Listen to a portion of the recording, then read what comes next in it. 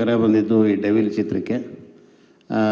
ಹಿಂದೆ ಪ್ರಕಾಶ್ ಸರ್ ಜೊತೆ ನಾನು ಸಿದ್ಧಾರ್ಥ ಸಿನಿಮಾದಲ್ಲಿ ಕೆಲಸ ಮಾಡಿದ್ದೆ.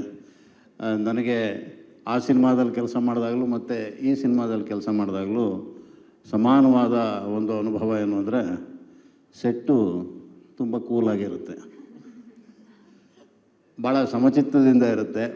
ಕೂಗಾಟ, ಹಾರಾಟ, ಅಬ್ಬರ, ಗಲಾಟೆ, ಗದ್ದಲ ಈ ಥರದ ಸೆಟ್ನ ನಿರೀಕ್ಷೆ ಮಾಡ್ಕೊಂಡು ನಾವೇನಾದರೂ ಹೋದರೆ ನಮಗೆ ನಿರಾಸೆ ಆಗುತ್ತೆ. ಅಷ್ಟು ಕೂಲಾದ ಎನ್ವೈರನ್ಮೆಂಟಲ್ಲಿ ನಾವು ಕೆಲಸ ಮಾಡ್ತಾಯಿರ್ತೀವಿ.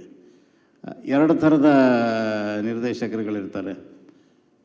ಒಂಥರ ನಮ್ಮನ್ನು ಒಂದು ತುದಿಗಾಲಲ್ಲಿ ನಿಲ್ಲಿಸಿ, ಒಂದು ಆ್ಯಂಗ್ಸೈಟಿನಲ್ಲಿ ನಿಲ್ಲಿಸಿ ನಮ್ಮಿಂದ ಕೆಲಸನ ಹೊರ ತೆಗೆಸುವಂಥ ನಿರ್ದೇಶಕರಿದ್ದರೆ, ಇನ್ನು ಕೆಲವು ನಿರ್ದೇಶಕರು ಭಾಳ ಸಮಾಧಾನದಿಂದ ನಮ್ಮನ್ನು ಆರಾಮಾಗಿ ಇರೋದಕ್ಕೆ ಬಿಟ್ಟು ಒಂದು ಅವರ ಮತ್ತು ನಮ್ಮ ನಡುವೆ ಒಂದು ಸಣ್ಣ ಇಂಟ್ರ್ಯಾಕ್ಷನ್ ನಡೀತಾ ಒಂದು ಸನ್ನಿವೇಶನ, ಒಂದು ಪಾತ್ರನ ನಿರ್ಮಾಣ ಮಾಡೋದಕ್ಕೆ ಸಹಾಯ ಮಾಡ್ತಾಯಿರ್ತಾರೆ. ಆ ಥರದ ಸಾಲಿನಲ್ಲಿ ನಮ್ಮ ಪ್ರಕಾಶ್ ಸರ್ ಅವರು ನಿಲ್ತಾರೆ.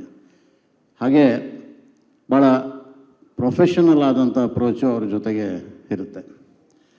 ಜೊತೆಗೆ ಈ ಇನ್ನೊಂದು ಮಾತು ನಾನು ಈ ಸಂಸ್ಥೆ ಬಗ್ಗೆ ಹೇಳಬೇಕು. ಶ್ರೀಮಾತ ಕಂಬೈನ್ಸ್ ಈ ಸಿನಿಮಾ ಸಂಸ್ಥೆ ಮತ್ತು ಇದರ ಮುಖ್ಯಸ್ಥರು ಮೇಡಮ್ ಅವರು, ಇವರು ಕೂಡ ತುಂಬ ಪ್ರೊಫೆಷನಲ್ ಆದಂಥ ಅಪ್ರೋಚು, ತುಂಬ ವೃತ್ತಿಪರವಾದ ಒಂದು ತಂಡದ ಜೊತೆ ನಾವು ಕೆಲಸ ಮಾಡ್ತಿದ್ದೀವಿ ಅನ್ನೋದು ನಮಗೆ ಪ್ರತಿ ಹಂತದಲ್ಲಿ ಗೊತ್ತಾಗ್ತಾ ಹೋಗುತ್ತೆ.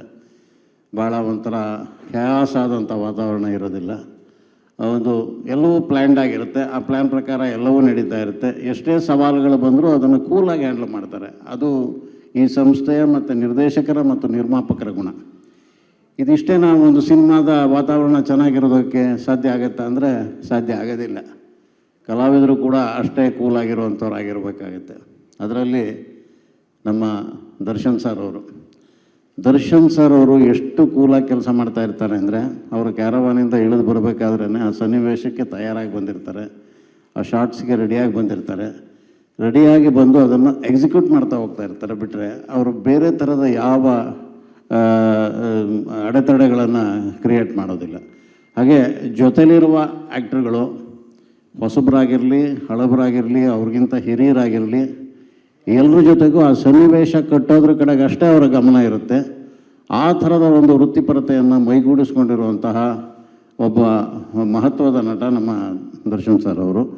ನಾನು ಅವರ ಜೊತೆಗೆ ಇದು 4ನೇ ಸಿನಿಮಾದಲ್ಲಿ ಕೆಲಸ ಮಾಡ್ತಾಯಿದ್ದೀನಿ. 4 ಸಿನಿಮಾದಲ್ಲಿ ನನಗೆ ಆಗಿರುವಂಥ ಅನುಭವ ಇದು.